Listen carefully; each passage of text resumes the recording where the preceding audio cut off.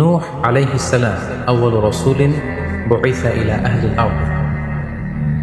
সাইয়েদনা আদম আলাইহিস সালাম এবং ইদ্রিস আলাইহিস সালামের পরে আল্লাহ তাআলা নূহ আলাইহিস সালামকে পৃথিবীর সর্বপ্রথম রাসূল করে এই পৃথিবীতে প্রেরণ করেছেন এবং আল্লাহ তাআলা ওনাকে বলেছেন আবদান শাকুরা, মানে হচ্ছে অ্যান অবিডিয়েন্ট সার্ভেন্ট অফ আল্লাহ।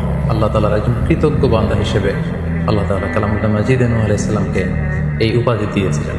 পাশাপাশি তিনি হচ্ছেন উলুল আজম মিনার রসুল, অর্থাৎ 5 জন নবীকে আল্লাহ তাআলা কুরআনুল কারীমে দৃঢ় প্রত্যয়ী বা দৃঢ়চেতা রাসূল হিসেবে ঘোষণা করেছেন। নূহ আলাইহিস সালাম হচ্ছেন তাদের মধ্য থেকে অন্যতম। সাউদার্ন ইরাকের একটি শহরে, যেটি কুফা শহরের নিকটবর্তী একটি শহর, এমন একটি শহরে আল্লাহ তাআলা নূহ আলাইহিস সালামকে নবী হিসেবে প্রেরণ করেছিলেন। সাইয়েদনা আদম আলাইহিস সালাম থেকে শুরু করে নূহ আলাইহিস সালাম পর্যন্ত টানা 1000 বছর পর্যন্ত পৃথিবীতে শিরকের সূচনা বা উৎপত্তি হয়। বেসিকলি নূহ আলাইহিস সালামের জামানাতেই এই পৃথিবীতে সর্বপ্রথম শিরকের সূচনা হয়েছিল। ইবলিস শয়তান সর্বপ্রথম নূহ আলাইহিস সালামের জামানার যে কওমের লোকেরা, তাদের কাছে শিরকের ইন্ট্রোডিউস করেছিল। তাদের সময়ে 5 জন আল্লাহওয়ালা ব্যক্তি ছিল। তাদের ইন্তেকালের পরে শয়তান সেই জনগোষ্ঠীর লোকদের কাছে এসে বলল, তোমরা এই সমস্ত কি ইবাদত করছো? তোমাদের পূর্বপুরুষেরা যেমনভাবে আল্লাহ তাআলার কাছে ইবাদত করে নিজেদেরকে সঁপে দিয়েছিল, তার সামনে তো তোমাদের ইবাদত কিছুই নয়। তোমরা একটা কাজ করো, তোমাদের 5 জন আধ্যাত্মিক পুরুষ বা আল্লাহর প্রিয় বান্দাদের 5টি মূর্তি তৈরি করে তোমরা তোমাদের ইবাদতগাহের পাশে রাখো। বলে তাদের চেহারা দেখলে তাদের বেশি বেশি ইবাদতের কথা তোমাদের স্মরণ হবে এবং তোমরা আল্লাহ তাআলার ইবাদত করার ব্যাপারে বেশি আগ্রহী হবে। তারা এই শয়তানের মুখরোচক চমৎকার এই কথা শুনে তাদের শ্রেষ্ঠ 5 জন সন্তান বা আল্লাহওয়ালা 5 জন ব্যক্তির 5টি মূর্তি তৈরি করে তাদের ইবাদত গাহের ভেতরে তারা স্থাপন করলো। এবং আসলেই তারা যখন এই 5 জন ব্যক্তিদের মূর্তির দিকে তাকাতো, তাদের আল্লাহ তাআলার ইবাদতের কথা তাদের স্মরণ হতো, ফলে তারা আল্লাহ তাআলার বেশি বেশি ইবাদত করতে লাগলো। এই জেনারেশন এভাবেই বেশি বেশি আল্লাহ তাআলার ইবাদতের মধ্য দিয়ে তারা পার করতে লাগলো। কিন্তু পরবর্তী জেনারেশন যখন আসলো, শয়তান তাদের কাছে এমনভাবে কুমন্ত্রণা বা টেম্পটেশন দিল, ফলে ওই প্রজন্ম তারা আল্লাহ তাআলার এক আল্লাহর ইবাদতকে ভুলে গিয়ে এই 5 জন শ্রেষ্ঠ আল্লাহর ওয়ালির মূর্তির সামনে দাঁড়িয়ে সেখানেই তারা মানত করতে শুরু করলো এবং এক আল্লাহর ইবাদত বাদ দিয়ে সেই মূর্তিগুলোর ইবাদত শুরু করে দিল। এভাবেই সাইয়েদনা নূহ আলাইহিস সালামের জামানাতে সর্বপ্রথম শিরকের সূচনা হয়। পবিত্র কালামুল্লাহ মাজিদে আল্লাহ তাআলা এই ঘটনাটি এভাবে উল্লেখ করেছেন যে নূহ আলাইহিস সালামের জামানায় যারা নেতৃত্ব স্থানীয় ছিল, তারা সাধারণ লোকদেরকে উদ্দেশ্য করে বলতো, ফাকালু লা তাযারুন্না আলিহাতাকুম ওয়া লা তাযারুন্না ওয়াদ্দান ওয়া লা সুওয়া ওয়া লা ইয়াগুসা ওয়া ইয়াউক ওয়া নাসরা। অর্থাৎ আমাদের যে 5 জন বিখ্যাত ব্যক্তি, তাদের নাম ছিল ওয়াদ্দান, সুওয়াআন, ইয়াগুস, ইয়াউক এবং নাসর। তোমরা এদের ইবাদত ছেড়ে দিও না, বরং তোমরা এদের উপাসনা করতে থাকো। ফলে এই আয়াত প্রমাণ করে যে নূহ আলাইহিস সালামের জামানাতে সর্বপ্রথম শিরকের উৎপত্তি হয়েছে। কিন্তু নূহ আলাইহিস সালাম তার জাতিগোষ্ঠীর কাছে এক আল্লাহর দাওয়াত দিয়ে যেতে লাগলেন। তিনি বলতে আরম্ভ করলেন, ইয়া কওমি আবুদুল্লাহ মা লাকুম মিন ইলাহিন গায়রুহু আফালা তাত্তাকুন। হে আমার জাতিগোষ্ঠীর লোকেরা, হে আমার জনগোষ্ঠীর লোকেরা, তোমাদের কি হলো? তোমরা কেন এক আল্লাহর ইবাদত করছো না? তোমরা কি আল্লাহকে ভয় পাও না? এবং তিনি বললেন যে আল্লাহ তাআলা আমাকে তার বাণী বাহক হিসেবে, প্রেরিত রাসূল হিসেবে তোমাদের কাছে পাঠিয়েছেন। এই যে আমি তোমাদেরকে তাওহীদের বা এক আল্লাহর ইবাদতের দিকে দাওয়াত দিচ্ছি, এজন্য তো আমি কোনো পারিশ্রমিক তোমাদের কাছে চাচ্ছি না, বরং তোমরা যেভাবে শিরক করে যাচ্ছ, এক আল্লাহ ছাড়া মূর্তির পূজা করে যাচ্ছ, ইন্নী আখাফু আলাইকুম আযাব ইয়াউমিন আযীম, আমি তোমাদের উপর কঠিনতম আযাব আসার আশঙ্কা করছি। সো তোমরা শিরক ছেড়ে দিয়ে, মূর্তি পূজা ছেড়ে দিয়ে, পৌত্তলিকতা ছেড়ে দিয়ে এক আল্লাহ তাআলার ইবাদতের দিকে ফিরে আসো। নূহ আলাইহিস সালাম যখন তার জাতিগোষ্ঠীর লোকদের কাছে তাওহীদের দাওয়াত বা এক আল্লাহর ইবাদতের দাওয়াত দেয়া শুরু করলেন, তার জাতির লোকেরা, তার কওমের লোকেরা নানা ধরনের টাল বাহানা, অজুহাত এবং বিভিন্ন ধরনের যুক্তি তারা স্থাপন করতে শুরু করলো। তাদের প্রথম যুক্তি ছিল যে, হে নূহ, কেন আমরা তোমার দাওয়াতে সাড়া দেব? কারণ সমাজের নিম্ন শ্রেণীর লোকেরা হচ্ছে তোমার অনুসারী, আরাদিলুনা বাদিয়ার রাই ওমা নারাকা ইত্তাবাআকা ইল্লা আল্লাযীনা হুম আরাদিলুনা বাদিয়ার রাই। কারণ আমরা দেখতে পাচ্ছি সমাজের লো ক্লাসের যারা লোকজন, নিম্ন শ্রেণীর লোকজন, নিম্ন পেশার লোকজন, এরাই হচ্ছে তোমার ফলোয়ার। তোমরা আগে এই সমস্ত লোকদেরকে তোমার আশপাশ থেকে সরাও, তখন আমরা তোমার এ দাওয়াতকে গ্রহণ করব। তাদের আরও একটি যুক্তি ছিল যে তুমি এই নিম্ন শ্রেণীর লোকদেরকে নিয়ে সমাজে ইনফ্লুয়েন্সিয়াল হতে চাচ্ছ, ইয়াতাফাদ্দালু আলাইকুম। এই নূহ হচ্ছে জেলে সমাজ, কৃষক সমাজ, এই সমস্ত নিম্ন শ্রেণীর লোকদেরকে নিয়ে এই সমাজের মধ্যে একটা ইনফ্লুয়েন্স ক্রিয়েট করে সে আমাদের উপর সুপিরিয়র হতে চাইছে। এটা ছিল তাদের আরেকটা যুক্তি। তারা আরও বলতো যে আগে যদি এই নিম্ন শ্রেণীর লোকদেরকে তোমার কাছ থেকে তুমি দাঁড়িয়ে দাও, তাহলে আমরা তোমার উপর বিশ্বাস স্থাপন করতে পারি। নূহ আলাইহিস সালামের এই কথার জবাবে তিনি বলেছিলেন, ওমা আনা বিতারিদিল্লাযীনা আমানু, অর্থাৎ যারা আল্লাহ তাআলার উপর বিশ্বাস স্থাপন করেছে, যদিও তারা নিম্ন শ্রেণীর হয়ে থাকে, কি করে আমি তাদেরকে তাড়িয়ে দিতে পারি। তাদের আরও একটি যুক্তি ছিল যে তুমি আমাদের মতো মানুষ, দেখতে তো তুমি আমাদের মতো মানুষ, তুমি খাচ্ছ, যাচ্ছ, ঘুমাচ্ছ, ঘুরে বেড়াচ্ছ, বাজারে যাচ্ছ, ক্রয় বিক্রয় করছো, আমাদের মতো মানুষ হয়ে তুমি কেমন করে রাসূল হতে পারো? তুমি যে রাসূল, কি করে আমরা বিশ্বাস করব? কেন আকাশ থেকে ফেরেশতারা এসে বলে দিয়ে যায় না যে তুমি রাসূল? তাহলে তো আমরা ফেরেশতাদেরকে দেখলে আমরা আস্থা পেতে পারি এবং নিশ্চিত হতে পারি যে আসলেই তুমি আল্লাহর পাঠানো রাসূল। এবং তারা পাশাপাশি আরও বলতো যে আমাদের পূর্বপুরুষরা তো এই সমস্ত মূর্তিরই পূজা করেছে, তাহলে কি তুমি বলতে চাইছো এরা ভ্রান্ত ছিল? সর্বশেষে তারা বলতে আরম্ভ করলো যে নূহ, তুমি হচ্ছে মিথ্যাবাদী, পাগল এবং ভ্রান্ত, আমরা আমাদের অবস্থানে অটল থাকবো। এভাবে সাইয়েদনা নূহ আলাইহিস সালামের তাওহীদের যে দাওয়াত তিনি তার সমাজে ছড়িয়ে দিচ্ছিলেন, তারা ডিরেক্টলি এই একত্ববাদের দাওয়াতকে তারা প্রত্যাখ্যান করলো, রিজেক্ট করলো। কিন্তু নূহ আলাইহিস সালাম তিনি হাল ছাড়েননি। তিনি টানা 950 বছর তার জাতিগোষ্ঠীর লোকদের কাছে তিনি এক আল্লাহর দাওয়াত দিয়ে যেতে লাগলেন। কালামুল্লাহ মাজিদ আমাদেরকে জানাচ্ছে, ওয়ালাকাদ আরসালনা নূহান ইলা কওমিহি ফালাবিসা ফীহিম আলফা সানাতিন ইল্লা 50 আমা। তিনি 1 বছর, 2 বছর, 10 বছর, 20 বছর নয়, টানা 950 বছর তিনি লাগাতার কন্টিনিউয়াসলি তার কওমের লোকদের কাছে তিনি এই তাওহীদের দাওয়াত দিয়ে যেতে লাগলেন। এবং তিনি দিন রাতকে এক করে টায়ারলেসলি, রেস্টলেসলি তিনি তার জাতিগোষ্ঠীর কাছে এই একই দাওয়াত দিতে লাগলেন। তিনি বলছেন যে রব্বি ইন্নী দাআউতু কওমি লাইলা ওয়া নাহারা, হে আল্লাহ, দিন রাত তো আমি চেষ্টা করে গেলাম, তাদেরকে তাওহীদের দাওয়াত দিলাম, কিন্তু তারা আমার কথা শুনছে না। ওয়া ইন্নী কুল্লামা দাআউতুহুম লিতাগফিরা লাহুম জাআলু আসাবিআহুম ফি আযানিহিম। এর মানে হচ্ছে আল্লাহ, আমি যখনই তাদেরকে দাওয়াত দিতাম, তারা তাদের আঙ্গুলগুলো তাদের কানের ভেতরে ঢুকিয়ে রাখতো, যাতে করে আমার তাওহীদের কথা তাদের শুনতে না হয়। এবং ওয়াস্তাগশাউ সিয়াবাহুম ওয়া আসররু ওয়াস্তাকবারু ইসতিকবারা, তারা আমাকে দেখলেই চাদর দিয়ে তাদের মুখ পেঁচিয়ে রাখতো, যাতে করে আমার কথাগুলো তারা শুনতে না পায়। সুম্মা ইন্নী দাআউতুহুম জিহারা। আমি, নূহ আলাইহিস সালাম বললেন, আল্লাহ, আমি দাওয়াতি কাজ করার কোনো মাধ্যমই তো বাকি রাখিনি। আমি প্রথমে পার্সন টু পার্সন আমি প্রাইভেটলি দাওয়াত দিতাম। এটা যখন তারা অস্বীকার করলো, আমি তখন পাবলিক দাওয়াত দেওয়া শুরু করলাম। আমি তাদের বড় গ্যাদারিংসে, বিভিন্ন ফেস্টিভ্যালে যে তাদেরকে এই দাওয়াতের কথা শোনালাম, কিন্তু তারা প্রত্যাখ্যান করেছে। তুম্মা ইন্নী আ'লানতু লাহুম ওয়া আসরারতু লাহুম ইসরারা। অর্থাৎ এই আয়াত থেকে বোঝা যাচ্ছে যে নূহ আলাইহিস সালাম দাওয়াত দেওয়ার বা বাণী বাহকের যে কাজ, এই গুরুদায়িত্ব পালনে কোনো ধরনের প্রক্রিয়া তিনি বাদ রাখেন। তিনি দিনে রাতে, তিনি প্রাইভেটলি, তিনি পাবলিকলি, তিনি উৎসাহ প্রদানের মাধ্যমে, জান্নাতের সুসংবাদ দেওয়ার মাধ্যমে, কিংবা জাহান্নামের ভয় দেখানোর মাধ্যমে নানাভাবে তার জাতিগোষ্ঠীর কাছে আখিরাতের কথা, আখিরাতে আল্লাহ তাআলার সুপ্রিম কোর্টের কাঠগড়ায় দাঁড়িয়ে জবাবদিহিতার কথা, এক আল্লাহর একত্ববাদের কথা, এই দাওয়াতগুলো তিনি দিয়ে গিয়েছেন।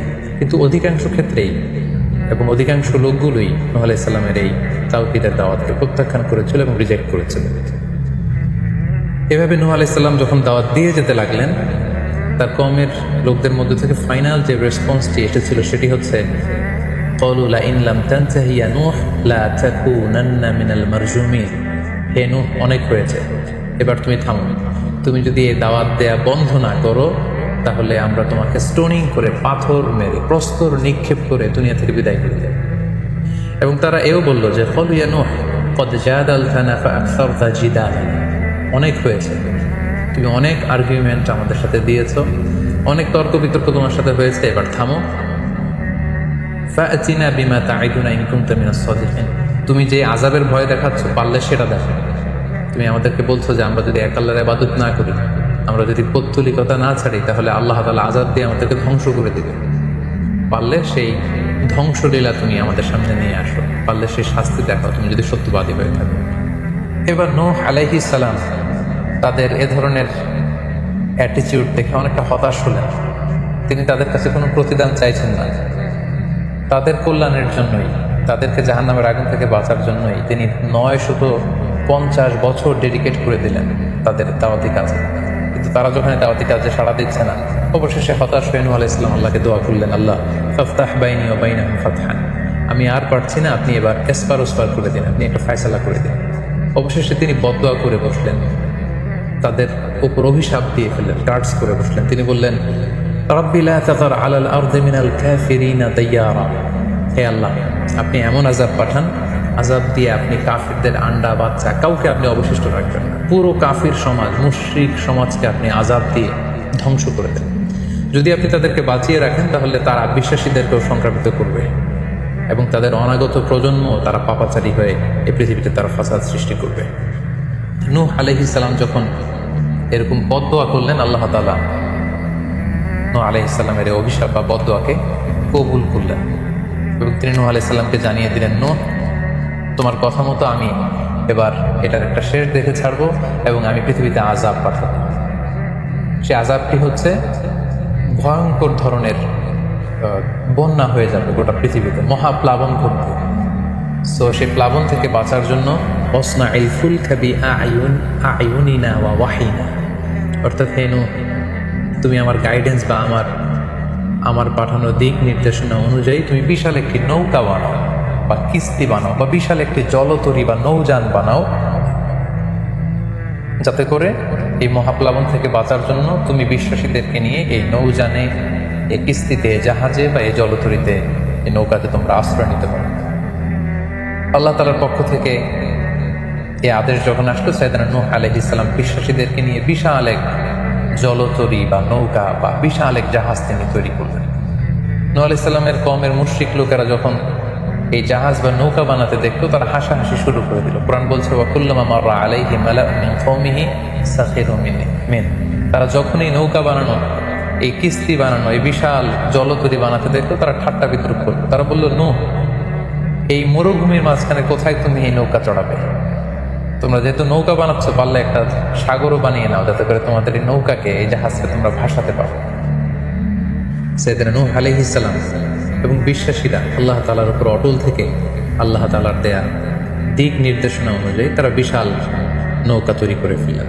এ পর্যায়ে আল্লাহ তাআলা নূহ আলাইহিস সালামকে জানালেন যে মহাপ্লাবনের জন্য নূহ তুমি অপেক্ষা করতে থাকো এবং এই প্লাবনটা হবে 40 দিন লম্বা, 40 days long, and the entire world will be drastically flooded.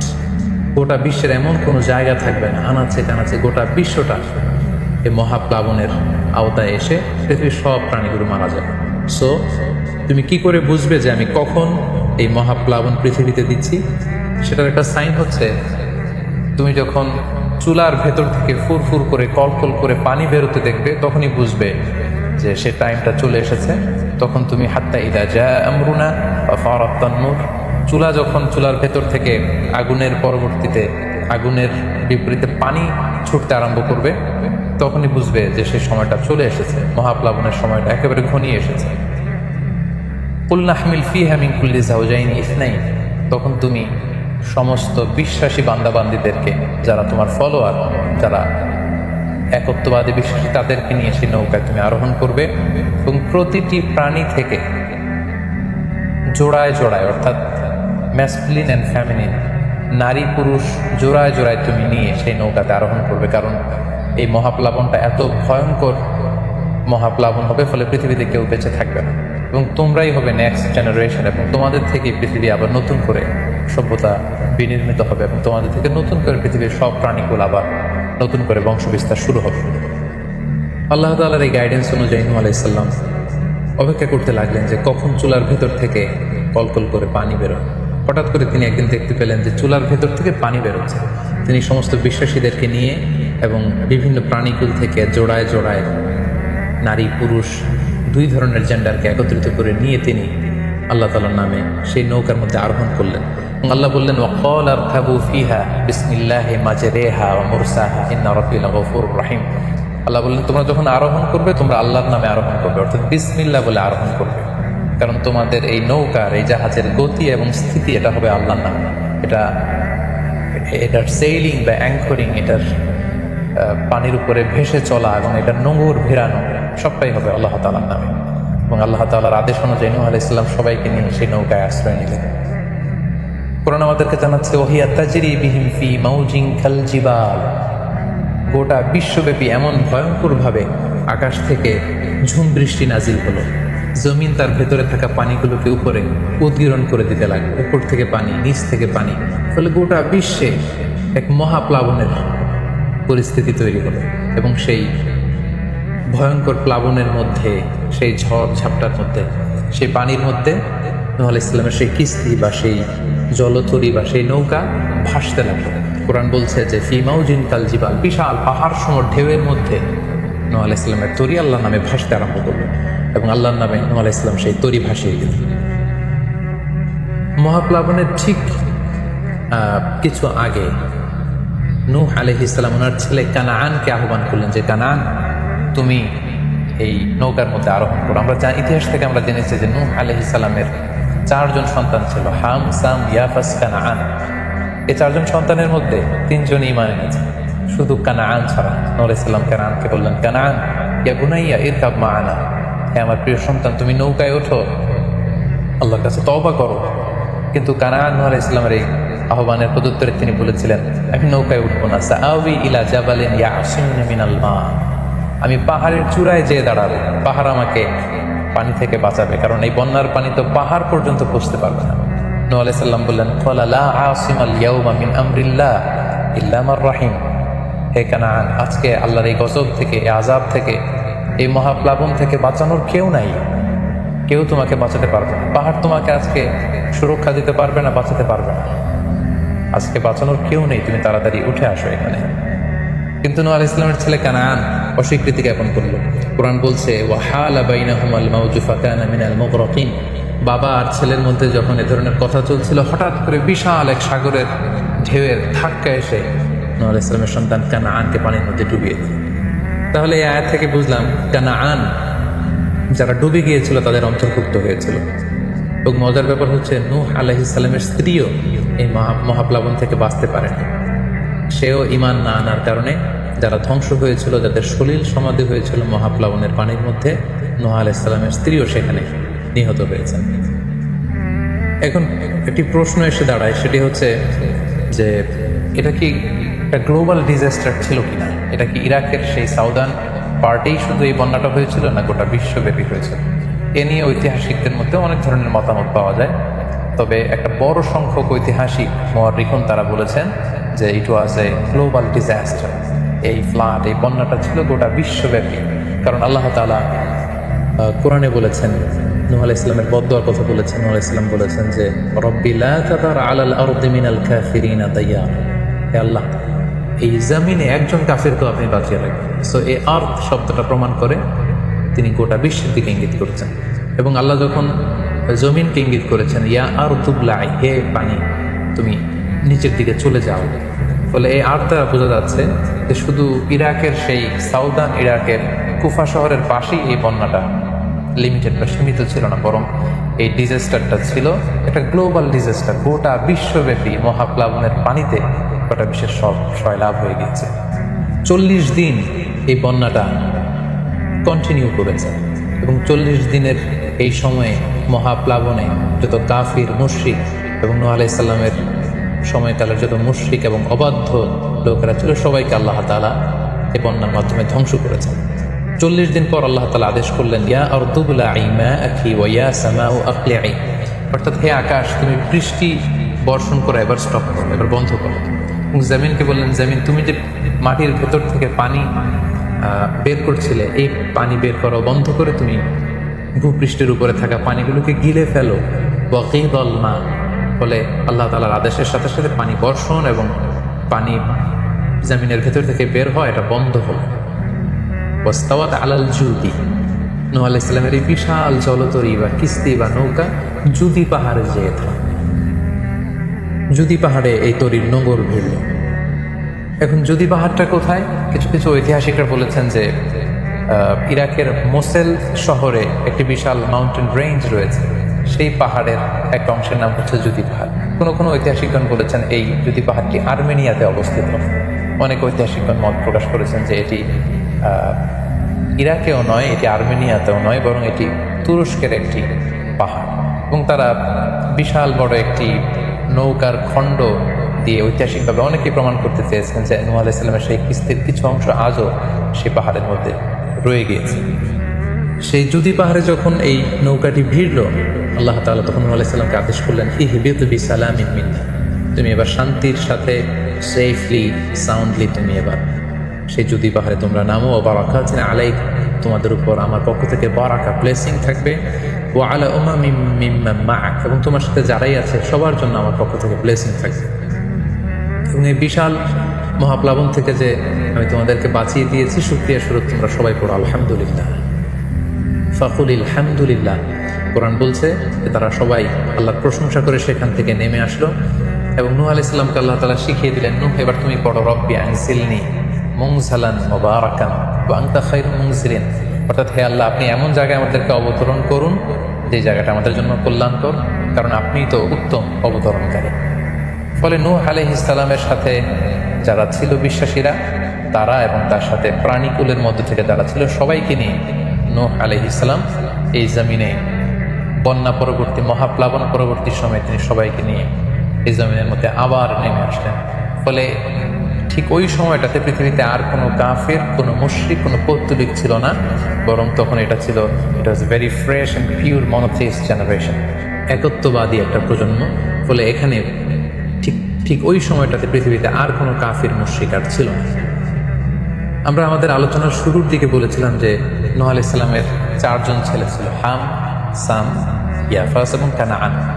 এবং ঐতিহাসিকভাবে এটা ঐতিহাসিক বিভিন্ন ধর্মগ্রন্থ থেকেও এটা প্রমাণিত যে এই 4 ছেলের মধ্য থেকে একজন ছেলে ছিল কানাআন, যে মহাপ্লাবনে মৃত্যুবরণ করেছে, এবং হাম, সাম এবং ইয়াফেস, তাদের মধ্য থেকেই মূলত গোটা বিশ্বে নতুন করে মানব সভ্যতার আবার সূচনা হয়েছে।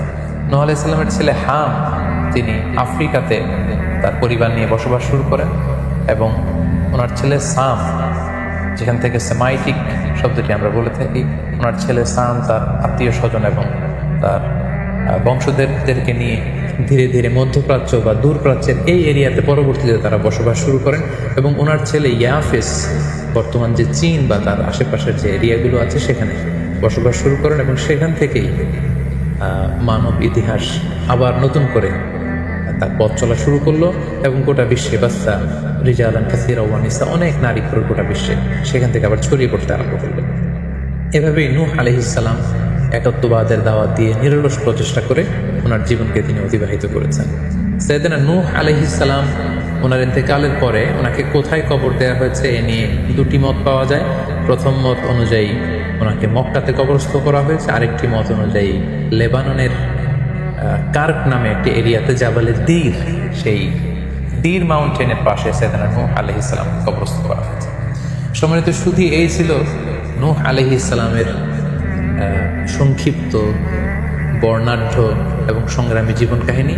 এ পর্যায়ে আমরা নূহ আলাইহিস সালামের এই স্টোরি থেকে, এই জীবনী থেকে কী ধরনের লেসন, লাইফ লেসন বা শিক্ষা আমরা পেতে পারি, যেটা আমরা আমাদের সমাজের সাথে রিলেভেন্ট করতে পারি, আমরা সে বিষয়ে সামান্য কিছু আলোচনা করব।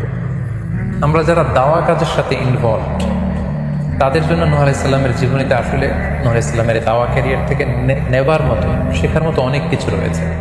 তোর মধ্যে থেকে অন্যতম হচ্ছে যে ডাইভার্সিটি অফ দাওয়া অ্যাপ্রোচ। আমরা জানি যে আমরা যারা আল্লাহ তাআলার এই কথাগুলো, কোরআন সুন্নাহর এই মেসেজগুলো পৌঁছে দিচ্ছি, আমরাও কাইন্ডা বাণীবাহকের কাজ কিন্তু আমরা করছি। যেহেতু নবীরা নেই, তাদের অনুসৃত পথকে আমরা ধারণ করে তাদের কথাগুলো আমরা পৌঁছে দিচ্ছি। সো আমাদের এই দাওয়া অ্যাপ্রোচের মধ্যে ডাইভার্সিটি থাকতে হবে। আমরা যেমনি ওরালি দাওয়া কাজ করি, নবীরা ওরালি দাওয়া কাজ করতেন, মৌখিকভাবে মানুষকে দাওয়া দিতেন। এই ওরালি দাওয়ার পাশাপাশি আমরা রিটেন দাওয়ার কাজ করতে পারি, আমরা প্র্যাকটিক্যাল দাওয়া কাজ করতে পারি। অর্থাৎ প্র্যাকটিক্যাল দাওয়াটা হচ্ছে লাইভ দাওয়া। আমার কথা দেখে, আমার আচরণ দেখে, আমার ডিলিংস দেখে মানুষ ইসলামের সৌন্দর্যের প্রতি আকৃষ্ট হবে, এবং এটা খুবই ফলপ্রসূ একটা দাওয়া সিস্টেম। সো আমরা যদি নূহ আলাইহিস সালামের জীবনের দিকে তাকাই, তাহলে দেখবো উনি অনেকভাবে এই দাওয়া কাজ করেছেন। উনি প্রথম পার্সন টু পার্সন টার্গেট করে তাকে একা একা বোঝাতেন।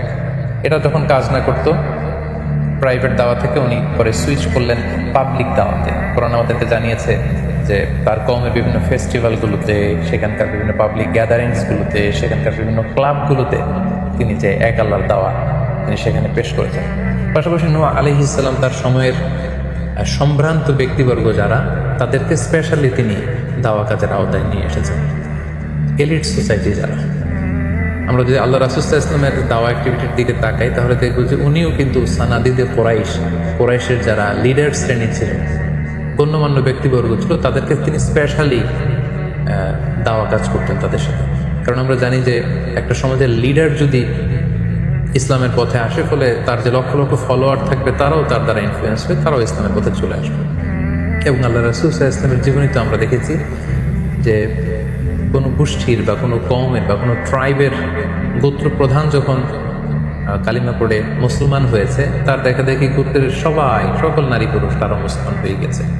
দাওয়া কাজ আঞ্জাম দেওয়ার ক্ষেত্রে যারা এলিট সোসাইটি বা সমাজের গণ্যমান্য ব্যক্তিবর্গ যারা থাকবে, তাদেরকে দাওয়া দেওয়ার ক্ষেত্রে আমাদেরকে স্পেশাল এফোর্ট দিতে হবে। কারণ তাদেরকে যদি আমরা ইসলামের পক্ষে, সত্যের পক্ষে কনভিন্স করতে পারি, ফলে তারা সমাজের আরো অনেক লোককে ইনফ্লুয়েন্স করে ইসলামের সুশীতল বাণীর ভেতরে নিয়ে আসতে পারবে। তো এর মানে এই নয় যারা নিম্ন শ্রেণীর বা যারা সমাজের মধ্যবিত্ত বা নিম্ন মধ্যবিত্ত যে ফ্যামিলিগুলো রয়েছে বা যে সমস্ত লোকজন রয়েছে, তাদেরকে আমরা গুরুত্ব দিব না, ব্যাপারটি এমন নয়।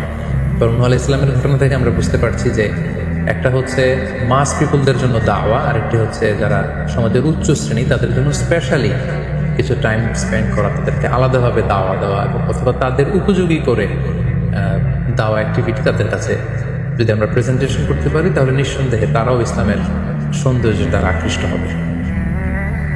নূহ আলাইহিস সালামের এই জীবন কাহিনী থেকে আমরা আরও একটি বিষয় শিখতে পারি, সেটি হচ্ছে দাওয়া কাজে কখনো হতাশ হওয়া যাবে না, নিরাশ হওয়া যাবে না, এবং হাল ছাড়া যাবে না, বরং ভরসা রাখতে হবে আল্লাহর উপর।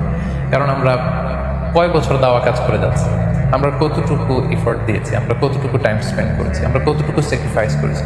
আমরা যদি নূহ আলাইহিস সালামের জীবনের দিকে তাকাই, তাহলে দেখবো যে তিনি টানা 950 বছর টানা লাগাতার তিনি তার জাতিগোষ্ঠীর কাছে দাওয়াতি কাজ করেছেন, কিন্তু তিনি নিরাশ হননি, হতাশ হননি, হাল ছেড়ে দেন, তিনি ভরসা রেখেছিলেন আল্লাহ তাআলার উপর। সো আমরা যারা দাওয়া কাজ করছি, আমরা ইনস্ট্যান্ট ফলাফলের জন্য যেন বসে না থাকি, আমরা আমাদের দায়িত্বটুকু পালন করব। নূহ আলাইহিস সালামের এই স্টোরি থেকে আমরা আরও একটি বিষয় শিখতে পারি, সেটা হচ্ছে আমাদের কাজ হচ্ছে ইফোর্ট দেয়া, বাট এটার কমপ্লিশন, এটার রেজাল্ট আসবে আল্লাহ তাআলার পক্ষ থেকে।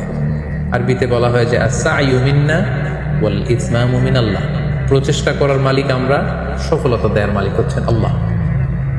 আমি অনেক দাওয়াতি কাজ করছি, কিন্তু আমার দাওয়াতি কাজে কেউ সাড়া দিচ্ছে না, কেউ রেসপন্স করছে না, আমার দাওয়াতি কাজে কেউ ইসলামের প্রতি আকৃষ্ট হচ্ছে না, ইট ডাজন্ট মিন দ্যাট আমি একজন ব্যর্থ দায়ী, না, এটা কখনোই না। বরং আমি সিনসিয়ারিটির সাথে আমার সর্বোচ্চ প্রচেষ্টাটুকুন আমি করছি কিনা, সেটাই হচ্ছে দেখার বিষয়। আমার কত ফলোয়ার, আমার ডাকে কত মানুষ সাড়া দিল, এটা দেখার বিষয় না, বরং আমি আমার রোলটা প্লে করতে পারছি কিনা সিনসিয়ারিটির সাথে, এটা হচ্ছে দেখার বিষয়।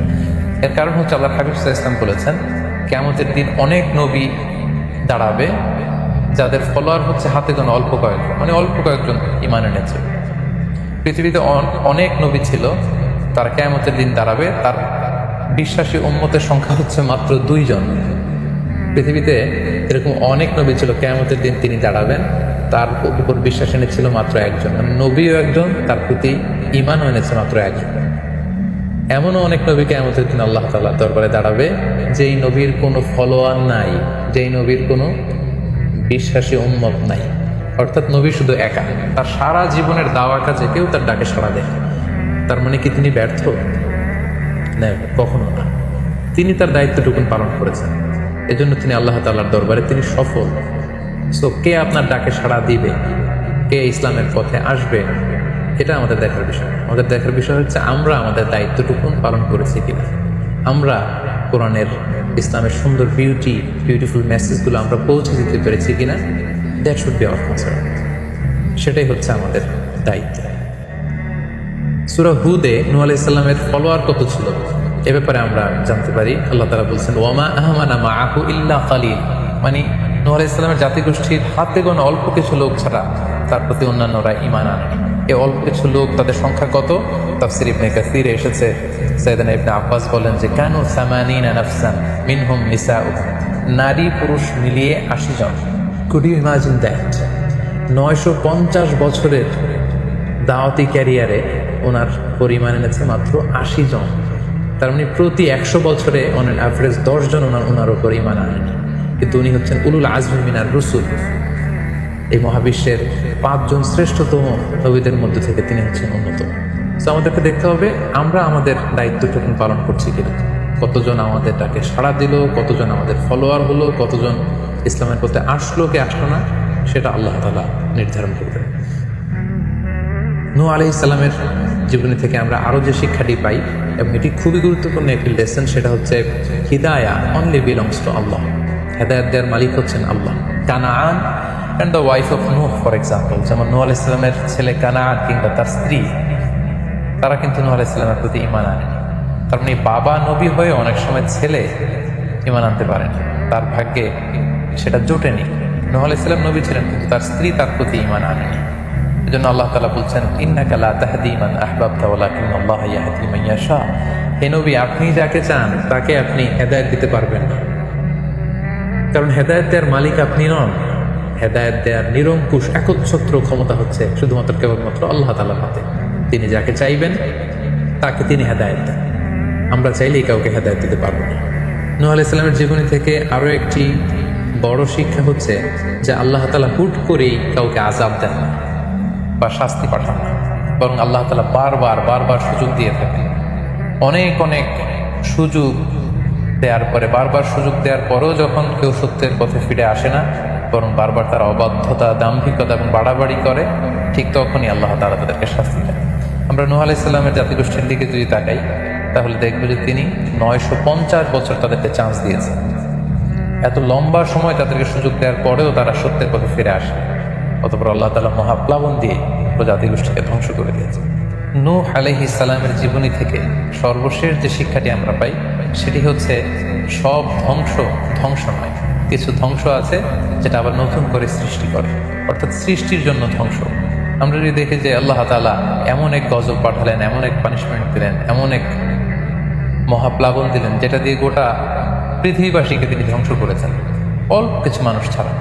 কিন্তু আমরা যদি অন্য দিক থেকে খেয়াল করি, তাহলে দেখবো যে ধ্বংসটি ধ্বংসের জন্য, এই ধ্বংসটি ছিল নতুন করে সৃষ্টির জন্য। আমরা দেখি যে অনেক এলাকাতে অগ্নিকাণ্ড ঘটে, সেখানে হয়তো বেড়ার ঘর ছিল, টিনের ঘর ছিল, তো অগ্নিকাণ্ড ঘটার পরে সেখানে বিশাল করে বিল্ডিং তৈরি হয়। তার মানে সব ধ্বংসের জন্য নয়, কিছু ধ্বংস আছে সৃষ্টির জন্য। নূহ আলাইহিস সালামের ক্ষেত্রেও এই ধ্বংসের ব্যাপারটি ঠিক এমনই ঘটেছিল। এই ধ্বংসটা শুধু ধ্বংসের জন্য নয়, বরং কাফিরদেরকে, মুশরিকদেরকে ধ্বংস করে দিয়ে নতুন এক একত্ববাদী প্রজন্মের সূচনা যাতে পৃথিবীতে ঘটে, সেজন্য আল্লাহ তাআলা এই ধ্বংসের সূচনা করেছিলেন। আল্লাহ তাআলা আমাদের সবাইকে আম্বিয়া আলাইহিমুস সালামদের অনুসৃত পথে থেকে তাদের মত এবং পথকে বেছে নিয়ে সিরাতুল মুস্তাকিমে পরিচালিত হওয়ার তৌফিক দান করুক। আসসালামু আলাইকুম ওয়া রাহমাতুল্লাহি ওয়া বারাকাতুহু।